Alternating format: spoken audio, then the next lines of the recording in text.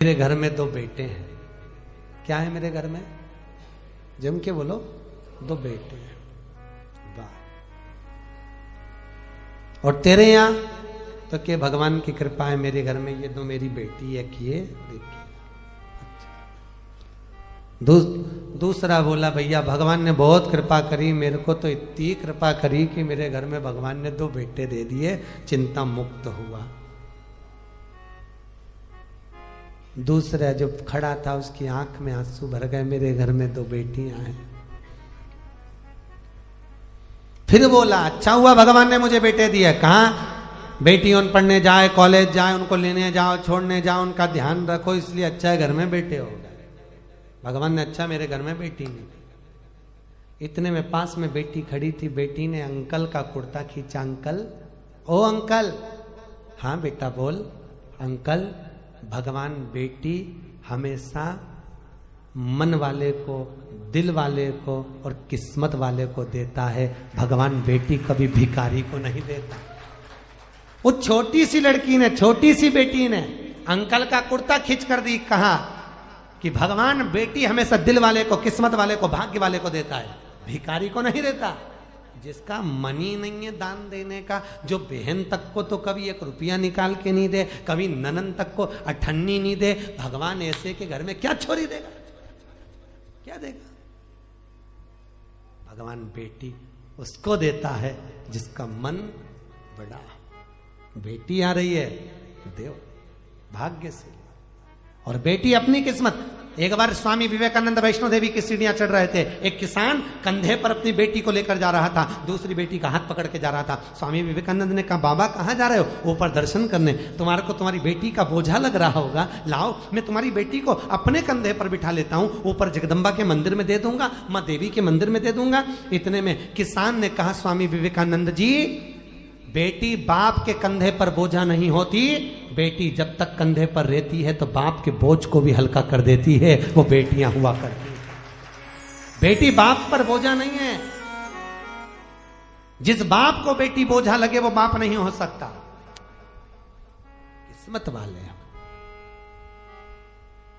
एक बार बेटा अपने मां बाप को दुखी देख लेगा, पर बेटी कभी अपने मां बाप को दुखी नहीं देख सकती।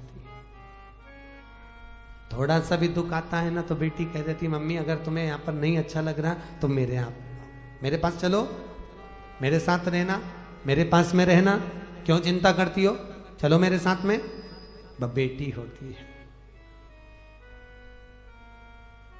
जब तक घर में रहती है ना, कल आप लोग सुनेंगे पार्वती जी की विदाई, जब तक घर में रहती है चहकती रहती है, और जिस दिन चली जाती है तो तुम भी उसका मुंह देखने के लिए तरस जाते हो। बेटियां होती ही ऐसी हैं, बेटी का जीवन होता ही ऐसा है। मायके में रहती है तो जब तक कुंवारी रहती है पिताजी के साथ में बैठकर भोजन करती है, बाप के लिए आगे आगे बढ़कर पिताजी थक के आए चाय ला कर दे देगी, जूस बना कर दे देगी, दूध ला कर दे देगी, पापा से पूछ लेगी पापा कुछ थके हुए लग रहे हो, बहुत काम रहता है, मत करा करो इतना, क्यों करते हो पापा, टाइम नहीं मिलता, थोड़ा सा तो घर में रहा करो। बेटी एक ऐसी होती है जो बाप से आगे रहकर पूछ कर उनकी सेवा कर देती है, और एक बहू होती है घर में रहती जरूर है पर पति के लिए सब कुछ कर सकती है, पर जब ससुर थका मांदा आएगा पानी भी लाएगी तो टाइम देख कर लाएगी, चाय भी बनाएगी टाइम देख कर बनाएगी, और विचार करेगी कि सास बना दे तो सबसे अच्छा। परंतु एक बेटी होती है जो समय पर पिताजी को दवाई लेना है, और आज भी बेटी की भले शादी हो जाए पर बार बार फोन लगा कर बोलती है पापा शुगर बढ़ जाएगी, दवाई ले लेना, वो डॉक्टर बहुत अच्छा आया है उससे ले लेना, वो महाराज आए हैं उनसे मिल लेना। बेटी एक ऐसी होती है जो बाप के लिए तत्पर रहती है, बाप के लिए तत्पर। और पर गांव में जब बेटियां ब्याहती हैं, बहुत दूर गांव अगर बेटी को ब्याह दिया, बहुत दूर भेज दिया, तो बेटी भी तरस जाती है अपने माँ बाप से मिलने के लिए, परिवार से मिलने के लिए। और ऐसी कोई माँ नहीं जिसको मायके की याद नहीं आती हो। बूढ़ी से बूढ़ी को भी राखी पर, त्योहार पर, ऋषि पंचमी पर अपने मायके की याद आ जाती है, तो वो भी कह देती है तुम सब मायके चली जाओगी, घर में कोई तो रहे, एक काम करो पाकिट में 4 राखी रख दो, थोड़ी सी कंकु चावल रख दो, मेरे वीरा के लिए, मेरे भाई के लिए भेज दो, भले मैं नहीं जा सकती पर राखी रख के भेज देती। और एक माँ होती है कि बेटी के घर में कोई ना जाए ना, और पूछ लेती है पड़ोसी से, ऐ संक्रांति का त्योहार है, पंचमी का त्योहार है, सामान आ रहा है, तू जा रहा है क्या उस गांव तक? हाँ जा रहा हूँ। क्यों, क्या बात है? मेरी बेटी के एक थोड़ा सामान दे देना। तुरंत रात को बेसन सेक के लड्डू बना लिए, डब्बा में रख दिए, एक साड़ी रख दी, 2 बिछुड़ी रख दी, चूड़ी रख दी, और बेटी को जो अच्छा लगता हो, अगर हैदराबाद के बिस्कुट, मिक्सचर, सेव जो अच्छा लगे वो बांध कर पैकेट में रख दिया और झोला बांध कर दे दिया, ये मेरी बेटी को दे देना। कहना बहुत याद आती है लाडो, कभी तो आ जाया कर। बेटी को आवाज लगाकर बाप, पड़ोसी काका जब आवाज लगाता लाडो, ओ लाडो, बेटी दौड़ कर आती है, मेरे पास वाले अंकल आए हैं। क्या बात है अंकल? ये तेरी माँ ने भेजा है बेटा, तेरे पापा ने ला कर दिया था, ले। बेटी अंदर ले जाती है, डब्बा खोलकर बेसन का लड्डू जब देखती है तो बेटी की आंख में भी आंसू भर आते हैं। माँ सब भूल जाते हैं पर तू नहीं भूल पाती है।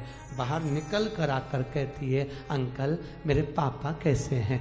पापा की पूछी, माँ की नहीं। क्यों? क्योंकि बेटा माँ को प्रिय होता है और बेटी बाप को प्रिय होती है। बेटी बाप को स्नेह इतना करती है, आते से पूछती है मेरे पापा कैसे हैं अंकल? और कैसे हैं? उनको कोई दुख तो नहीं है?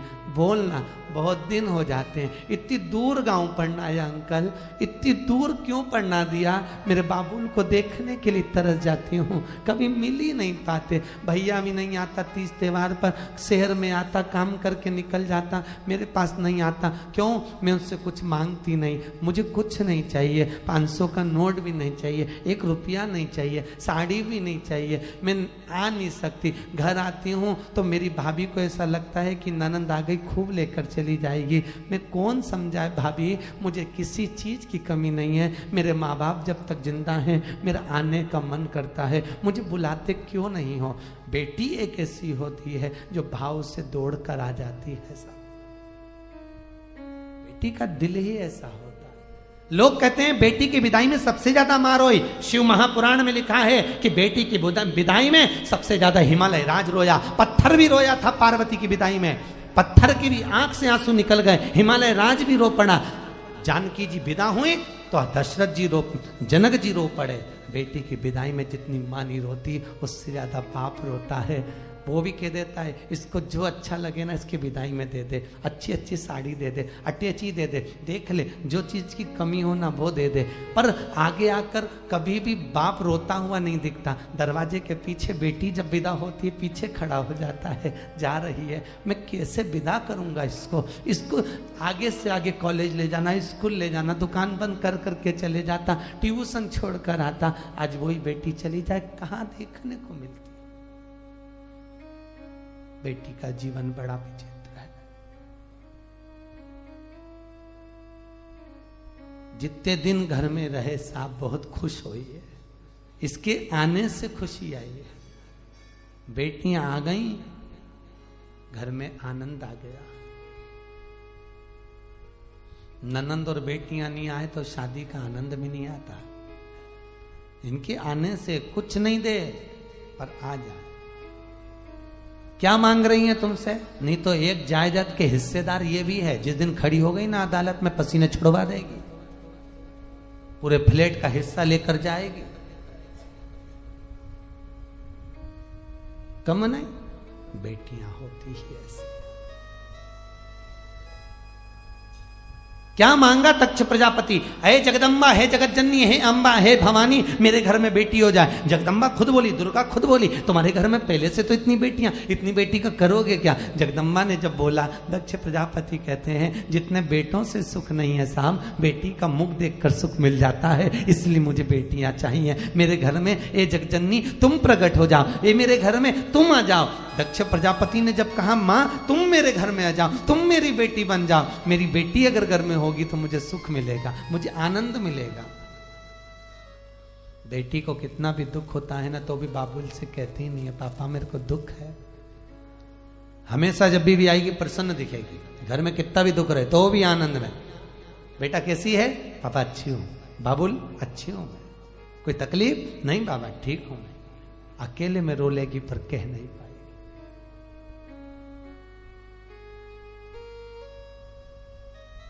प्रेम रखिए, जितना रख सकते हो स्नेह रखिए। दूसरे घर की बेटियां अपने घर में आती हैं बहुत श्रद्धा लेकर, कितने अरमान लेकर आती हैं। सम्मान करिए। और बहुओं से भी निवेदन है, बेटियों से भी निवेदन है, घर के बुजुर्गों का सत्कार करिए।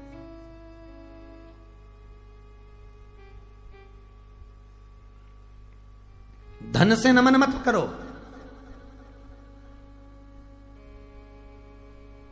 माता पिता का, सास ससुर का पैसा नहीं चाहिए। पैसा अगर मिल भी गया, हिस्सा जायदाद का मिल भी गया तो चोर चुरा कर ले जाएंगे, वापिस रोड पर आ जाओगे। टैक्स का छापा पड़ गया, सब चले गया, कुछ नहीं बचा। माता पिता का जायदाद हिस्सा नहीं चाहिए। माता पिता की सेवा कर लो, उनका आशीर्वाद चाहिए।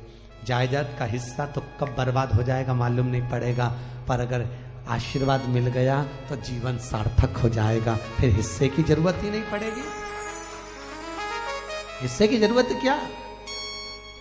नानी भाई का मायरा सुना है आप लोगों ने? बोलो तो, सुना है? नरसिंह मेहता जी की दादी जी मरी थी, आपको मालूम है? क्या नाम था उनका? अरे जल्दी बोलो, आप ही तो बोले नानी भाई का मायरा सुना है। अभी बोल देते नहीं सुना तो हम बताते। नानी भाई के मायरे में है ना नरसिंह मेहता जी की दादी जय कुंवर बाई,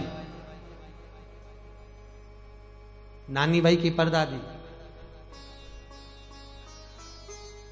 जय कुंवर बाई जब मरी तो जेठानी और देवरानी, नरसिंह मेहता की पत्नी और नरसिंह मेहता की भाभी, दोनों रोई। भाभी सबसे ज्यादा रोई, गले लिपट लिपट के रोई। किससे? दादी सास से। इतना घूंघट डाल के रोई, चिपक चिपक के रोई, चिल्ला चिल्ला के रोई, डिजाइन में रोई,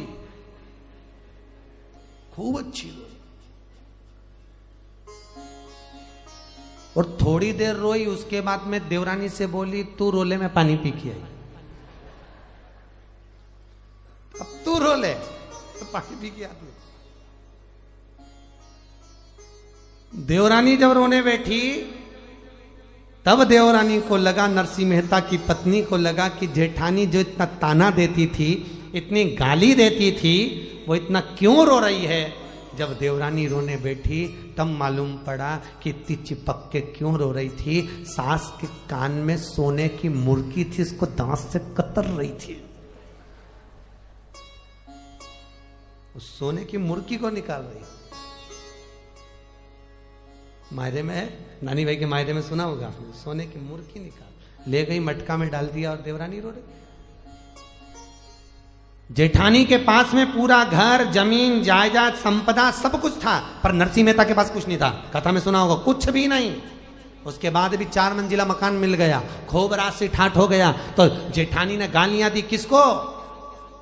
जो बूढ़ी अम्मा मर गई जय कुंवर बाई, उसको, कि चुपचाप से दे गई होगी। चुपचाप से कुछ नहीं दिया, बस दादी ने अगर दिया तो आशीर्वाद दिया। वो आशीर्वाद इतना फल गया कि जीवन सार्थक बना दिया।